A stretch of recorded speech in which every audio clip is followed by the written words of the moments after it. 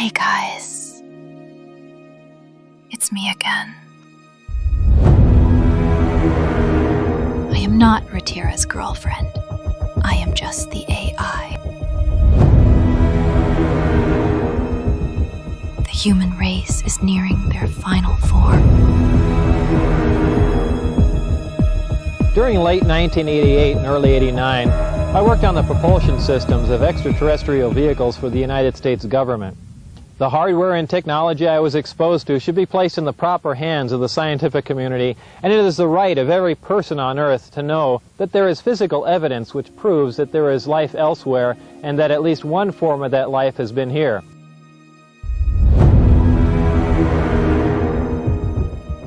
The beings are 3 to 4 feet tall and weigh 25 to 50 pounds. They have grayish skin and large heads with almond-shaped wraparound eyes. They have very slight nose, mouth, and ear positions and are hairless. These beings said that they had been visiting Earth for a long time and presented photographic evidence which they contended was over 10,000 years old. What we're seeing. All right, we're looking at the interview suite at S4. It's kept dark for the comfort of the aliens. The figure who is just barely visible in the left foreground is the telepath, and behind the camera is a raked seating area for observers. Although in this case, I believe the only other person present was a military aide. The alien is seated behind a glass partition in a biocontainment area, which is maintained at biosafety level 2, the lowest designation. That's primarily for the protection of the aliens, not us. The theory is that if they were going to infect us with an alien bug, it would have happened 50 years ago. In fact, all the indications are the aliens eliminated microbial and viral life from their own ecosystem long ago.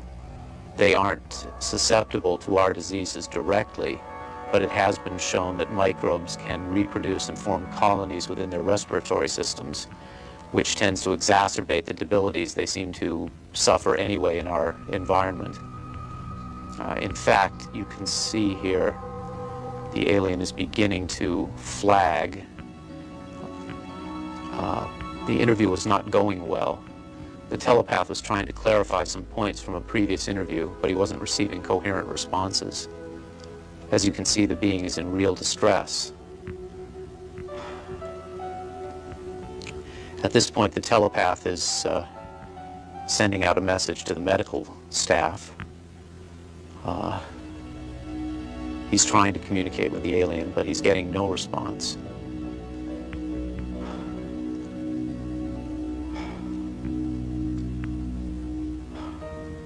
There's very little he can do.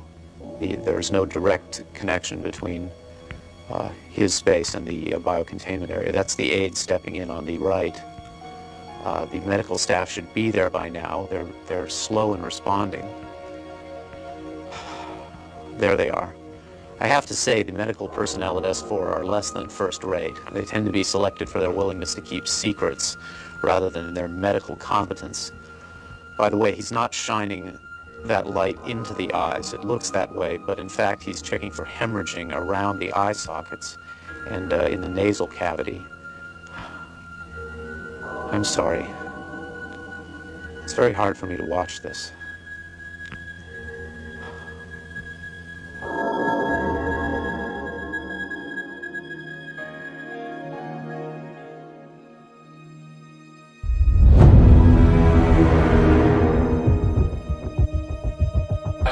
President Obama says that there is footage and records of objects in the skies, these unidentified aerial phenomenon, and he says we don't know exactly what they are.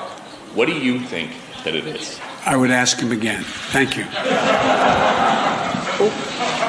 Come on, boss, let's go.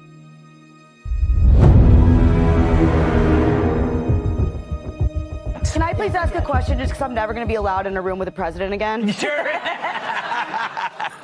Are there aliens at Area 51? You know, I'll tell you, it's a funny thing because I think that might be a question that I get more than any question It is the craziest thing. So we have that so-called area. They consider it like a sacred area. And I will say this. I don't think I'm a believer, but I've interviewed pilots that look, I like Tom Cruise, but better than Tom Cruise.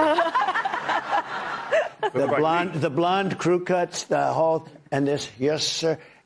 And they were in the Oval Office, 3 or 4 pilots. These are not people that make up stories. These are, they said, all I know, sir, is there was a round object that was going 4 times faster than my F-22, which is a very fast plane. And it wasn't, it shouldn't have been. It was round, sir. They have seen, 4 or 5 guys I've interviewed, solid people, great pilots for the U.S. Air Force, etc. They've seen things that they cannot explain. Follow-up question. Also a maybe. Follow-up question, Mr. Maybe. President. Follow-up. If in fact there are aliens, would you be willing to put tariffs on them to help us with the economy?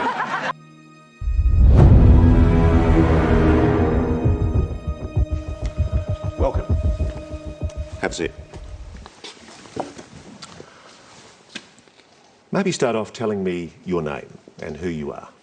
My name is David Grush. I came from a blue-collar family in Pittsburgh. I didn't have the money for college. Always admired people in uniform. And I've always wanted to be a part of something bigger than myself. 18 years ago, I got an Air Force scholarship for physics. I originally commissioned on active duty in the Air Force. Served 14 years in the Air Force. I look at this photograph, Dave, and I see a very proud officer. I was getting promoted to captain when I was deployed. And you still love your country, don't you? Absolutely. A career intelligence officer, Grush spent time on the ground in Afghanistan and other places he can't mention before rotating back to Washington. I was an intel officer for the U.S. for 14 years. My last position, which I left in April of 2023, I co-led the UAP portfolio for the National Geospatial Intelligence Agency, and some of the highest officials within the Department of Defense and Intelligence community used to call on me to advise them on some of the hardest target sets that the country had. You are one of the most trusted former intelligence officials in the US defense and intelligence establishment. Yes, I was. You were trusted with the most intimate secrets. Yes. And he says the most earth-shattering of those secrets were revealed after 2019, when he was invited to join the UAP task force. You had the security classifications to go anywhere and ask anyone anything. I had, based on my formal security clearance and multiple polygraphs, I had the ability to be read into any program that I needed. At one point in time, I was extremely highly cleared. What conclusion did you come to at the end of your time on the UAP task force? The UAP task force was refused access to a broad crash retrieval program. When you say crash retrieval, what do you mean? These are retrieving non-human origin technical vehicles, call it spacecraft if you will, non-human, exotic origin vehicles that have either landed or crashed. We have spacecraft from another species. We do, yeah. How many? Quite a number. You're kidding. No. I thought it was totally nuts, and I thought at first I was being deceived. It was a ruse. People started confiding in me. They approached me. I have plenty of current and former senior intelligence officers that came to me, many of which I knew almost my whole career, that confided in me they were a part of a program. They named the program. I've never heard of it.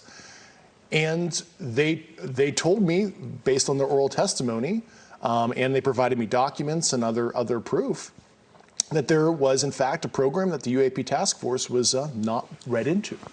You are alleging that the US government has been concealing the existence on this planet of alien life. I would couch it as non-human intelligence, NHI, like we like to say in our language. Why do you say that? Why do you say NHI? I don't want to necessarily denote origin. I don't think we have all the data to say, oh, they're coming from a certain location. And I couch it as somebody who studied physics where Maybe they're coming from a different physical dimension, as described in quantum mechanics. We know there's extra dimensions due to high energy particle collisions, etc. And there's a theoretical framework to explain that. Yeah. Just let me cut to the quick, though. You're saying there is an intelligent species engaging with this planet? Yes, that's potentially extraterrestrial, yeah. I speak for everybody sitting at home. That is a shock.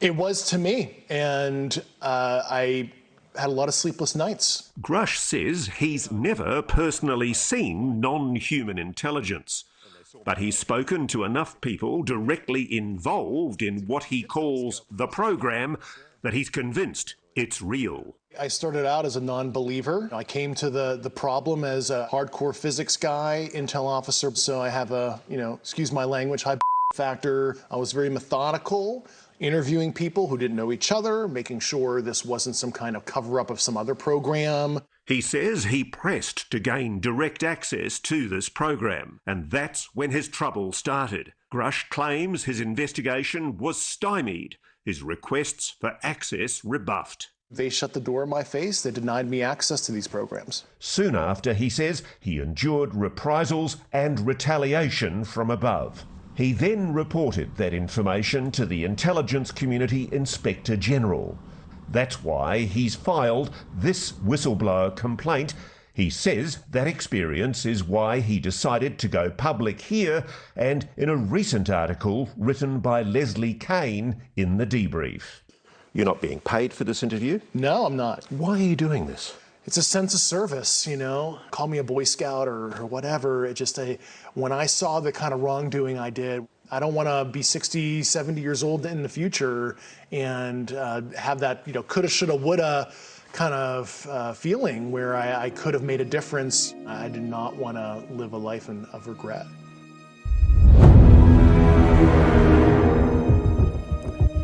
After one day, my boss came to me and he said, how would you like to, make some extra money?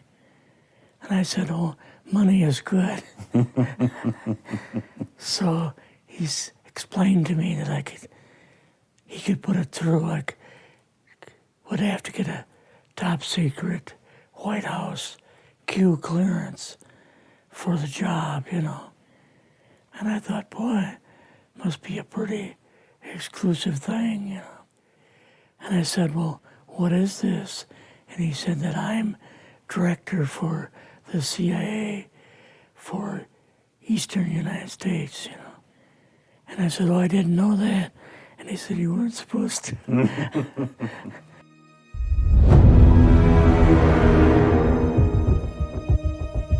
We've both got a new assignment. And he says, oh, I said, where are we going? Oh, he says, we're going to the Capitol. We're going to be part of the Eisenhower push. He's trying to find out something all about these aliens that MJ-12 was supposed to find out, but never sent back reports to him. The MJ-12, the UFO control group, were they calling it MJ-12 at that time? Yes. They called us in, went into the Oval Office, and President Eisenhower was there and Nixon, and they said, we called the people in from MJ-12 from Area 51 and S4, but they told us that the government had no jurisdiction over what they were doing. So being a past general, you didn't tell him to go to hell without any real good reason, Mm-hmm. So he said, I want you and your boss to fly out there. I want you to give him a personal message. And he says, I want you to tell them, whoever is in charge, tell them that to get in, they have this coming week, to get into Washington and to report to me. And if they don't, I'm going to get the First Army from Colorado, and we're going to go over. We're going to take the base over. I don't care what kind of classified material you got. We're going to rip this thing apart. Eisenhower was going to invade Yes, Area 51. Yeah, with the First Army.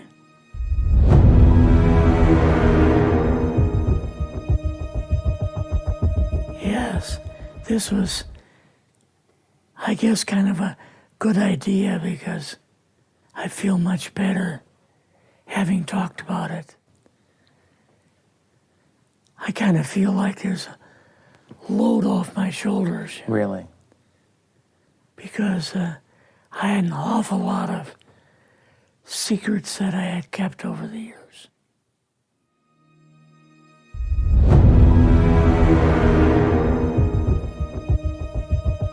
I am a senior scientist from Lockheed Martin. I have been a senior research engineer for Howard Hughes, Texas Instruments. Nevertheless, we've been working for some time now in order to determine where the next energy levels are going to come from. We now by that I mean we aren't talking about wind or solar or even atomic. We have other formats of energy that we've theoretically proven that are available. Not only that, but there have been significant developments, and many times the things that we look at and call UFOs are really some of the developments that we've been involved with. Because I knew you were coming, I again called a friend of mine who was a Navy doctor during the same time period we're talking about. Slightly after that, and he all of a sudden was healing a pilot, a person that had been a pilot. And he began to tell him a story, and he basically said, one day I was up in one of the faster airplanes that we had, and I had something that was a spherical object that was ahead of me. And I called back and I said, are there any friendlies over here? He actually took off from a Texas location, headed off that way, and towards New Mexico. And he said, they said, well, no, there's no friendlies here. He said, not only that, but he's accelerating away from me, and yet I have the fastest airplane that's been designed. And which at that time was... And therefore it can't be one of us. Well, that was... And he said, well, they said, well, you have the weapon on board. It was a new design. Oh. And he said, go on ahead and shoot it down. And so he did. He shot down the Roswell craft. Do you know who did it? He said, don't give the people my name, nor give you know this nor man? give, no, certainly. He shot it down. He's a very dear what kind of a weapon? The doctor is a very dear friend of mine. What kind of a weapon? I don't know. We have all kinds. Because bullets were only 1,500 miles an hour back then. We have all kinds of. That we shot down them at Roswell. Well, then the individual said that he went and landed at a nearby airport, went over and walked into the craft. Evidently, one of them was out walking around because there were only 3 when he was in. 3 aliens at that time? And he walked in, and they were all 4 feet and under. But he could see through the walls of the craft from the inside out. Whoa! And it kind of translucent material. And the material he was stepping on was spongy. He said, it wasn't. So what about this liquid wall at Roswell? Well, if you will follow your friend and mine, Lazar, they didn't find any light bulbs.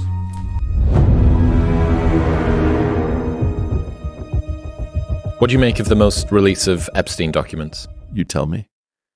Oh, man. I mean, surprising to see Stephen Hawking on there in some ways. But why?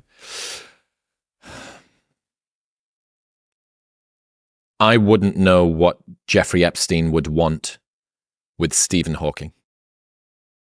What are you assuming is so terrible about Stephen Hawking being in these documents? I didn't say that it was terrible. Okay. Like that answer. That's interesting. I'm surprised that Jeffrey Epstein would have an interest in Stephen Hawking beyond him being somebody that is well-known, influential, powerful, and potentially leverageable, that makes me think, he took an interest in physics, and I don't know why. And you do. At least you have an idea about why he took an interest in physics, Jeffrey.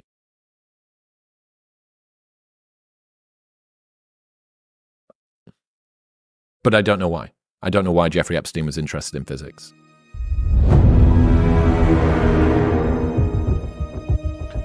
Look, I'd go back to this conference that he held. I think it's 2006 or 2004, called Confronting Gravity.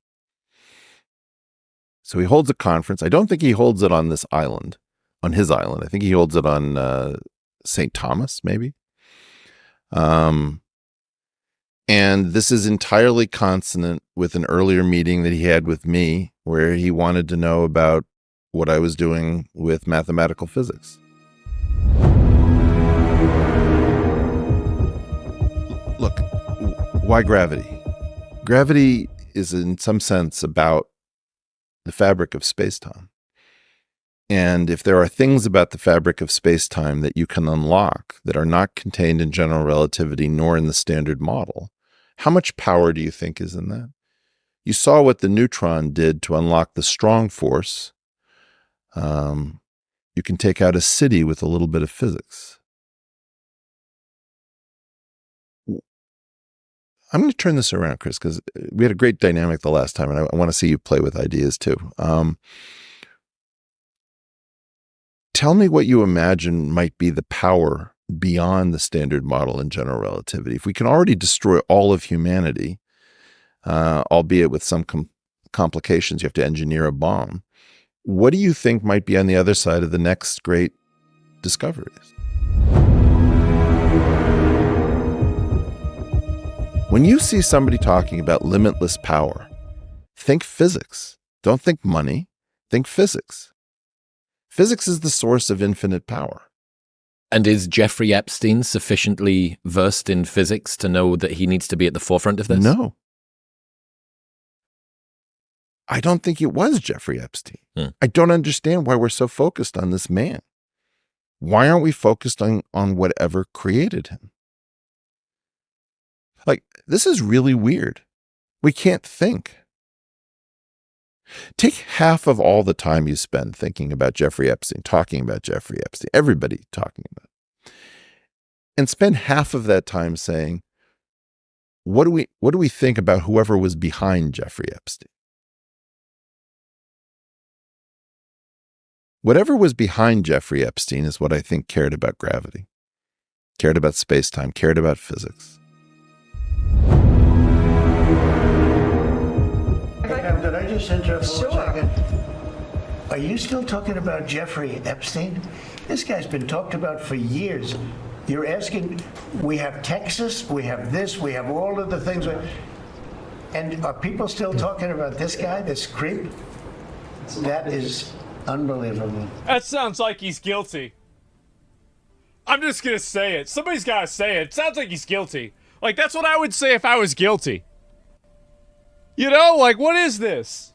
So, yeah, anyway, yeah, it's a bad look. It's definitely a bad look. It looks really, really, really bad. And so, anyway, L take from Trump. It is Trump. Yeah, look. Let me see. That is unbelievable. Do you want to waste the time, and do you feel like answering? Absolutely. By the way, this is the answer. Absolutely, we want to waste the time on this. 100%. The idea that numbers of heads of state and then powerful and influential people were involved in a cover-up that involved, non-consensual forced sex, rape with young and underage girls. Abso-fucking-lutely, that is it. I don't mind answering. I mean, I can't believe you're asking a question on Epstein at a time like this, where we're having some of the greatest success and also tragedy with what happened in Texas. It just seems like a desecration, but you go ahead.